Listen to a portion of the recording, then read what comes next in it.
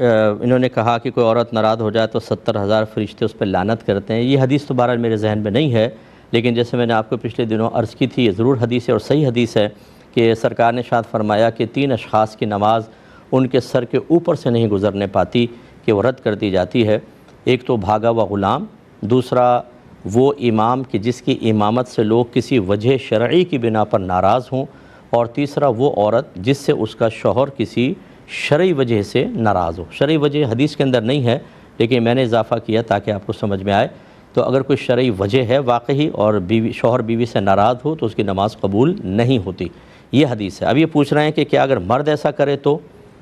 دیکھیں، مرد کے بارے میں تو سرکار نے ایسی کوئی وعید بیان نہیں فرمائی۔ جب نہیں بیان فرمائی تو یقیناً ہم اپنے پاس سے تو نہیں کہہ سکتے کہ ایسا ہوگا، لیکن یہ ضرور ہے کہ اگر کسی بغیر شرعی وجہ کے شوہر بیوی سے ناراض ہو اور بیوی کو اس سے ٹینشن ہے، وہ ڈپریسڈ ہوتی ہے، تکلیف میں ہے، اذیت میں ہے،